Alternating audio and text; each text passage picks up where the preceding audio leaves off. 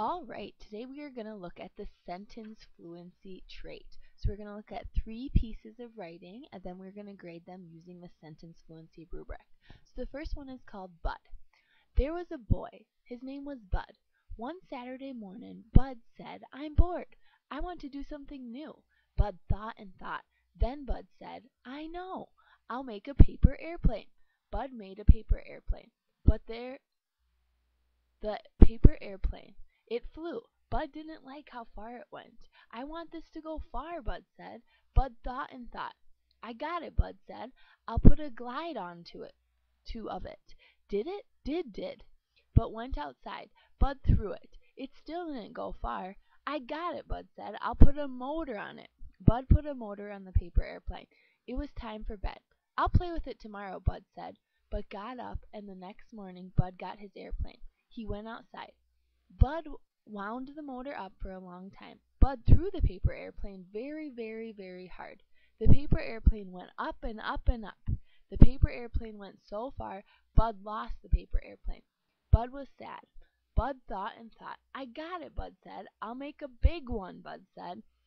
Bud made a big paper airplane. Bud made a big one. Bud got into it. Bud wound the motor up. "I'm off," Bud said. Bud looked and looked. Bud could not see it. Bud looked and looked. Bud saw the airplane. Bud came close and close. Bud was right beside the paper airplane. Bud got it. Bud flew home and went to bed. Alright, now we're going to take that piece and look at the scoring guide, the sentence fluency rubric. So if we first look at the A, we look across the A's, we would most likely give this third grader a 1. Sentences are choppy, they're incomplete, rambling, it's a little awkward at times when you're listening, the phrasing doesn't seem natural like someone kind of talks, and it kind of has a sing-song rhythm where it's chop, chop, chop. All of the other statements in this, most of the descriptors in this are a match. So next we're going to look at B. So B would kind of be a 1, in between a 1 and a 3. There's a bit of sentence sense in this piece, however, it is not varied. It's the same pattern used over and over. The writer would have to revise this piece through sentence combining and rewriting beginnings to make it flow a little better. So it's definitely easy to fix there. So kind of in between the 1 and the 3. If we look at the C, many sentences begin with the same way and may follow the same pattern, so it kind of gets monotonous as you go. Bud this, bud that, bud. So most of the sentences start with bud, so we would definitely want to revise this. Next we're looking at D. So endless connectives. So there's not really endless connectives, but there's not any connectives. So we're really missing the connective piece, which would help give him some sentence variety. Then if we look at E, the text does not invite expressive oral reading. So when I was reading it, I tried to put some in there, but it was a little hard. A few sentences gave us some, and we could hear our voice and get really excited, but it's not really an area of strength. So this reader is definitely in between the 1 and the 3 area, so we would probably give them like a 2 with some advice to help him and how he can get better and keep emerging. So next we're going to look at our second reading. Remember our flag. Have you ever wondered about the American flag? Well, close your eyes and imagine. Boom, boom, boom! Guns fire and American soldiers run. Screaming rings in everyone's ears. The enemies fall, one by one. In the end, after the dust clears, hundreds of dead soldiers lay revealed in the dirt, bloody from battle. Some live unconscious, but through a sea of blood, bodies, and damaged equipment. The flag, though ripped and torn, is still clutching the pole, flowing proudly in the faint breeze. If the enemy brought their flag, it is gone, for it is clearly nowhere to be seen. The national anthem is lingering in the dust, and its rhythm pulses through the survivors' blood. Ah, victory at last! Imagine, just imagine the 4th of July. Why do we celebrate such a holiday? How about Christmas? Thanksgiving? Can you feel the flag? Do you feel the soldier's pain when you touch it? Yet you feel great pride. Can you smell the flag's glorious scents? Smell any barbecue? Do you taste any? Well, when you listen to the flag, do you hear the soldiers' piercing screams of pain, backed up by booming gunshots? The next time you look at a flag, do me a favor and ask yourself, what does it mean?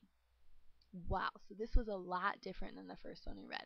So let's look at the scoring guide and see how we would score this. First, looking at the sentence structure. So I would definitely go more towards the 5. Sentences are constructed in a way that underscores and enhances the meaning.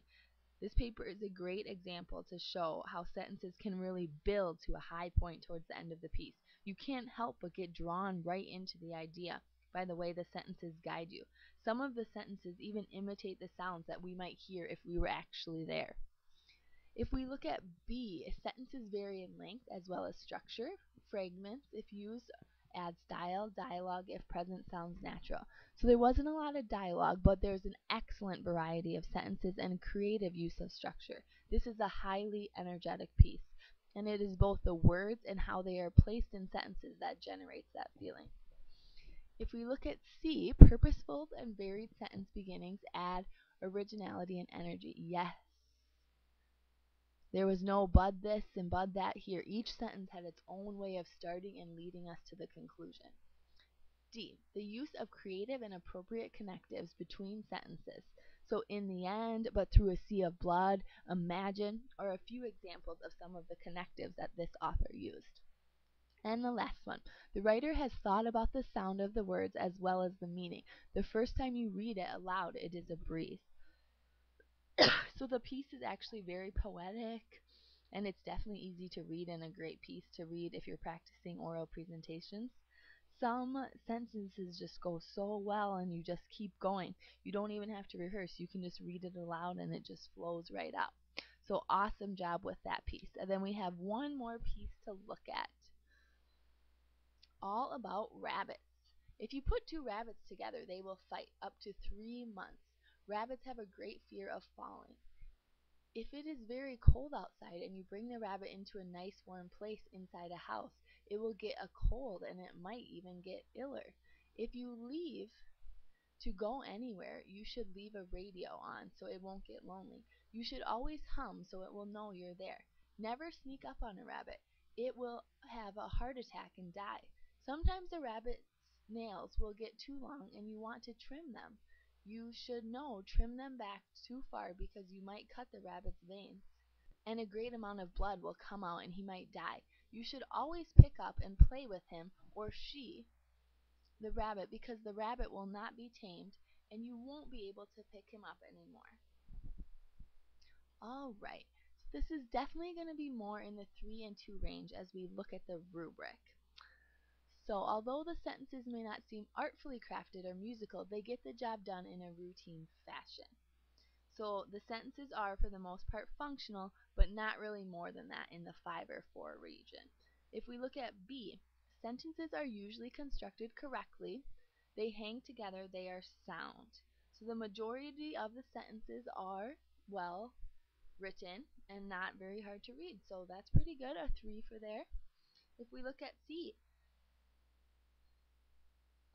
sentence beginnings are not all alike. Some variety is attempted. So it's not but this, and it's not like our last one with everything being very creative. So some of the sentences beginnings show imagination, but we could definitely work on this area with this writer.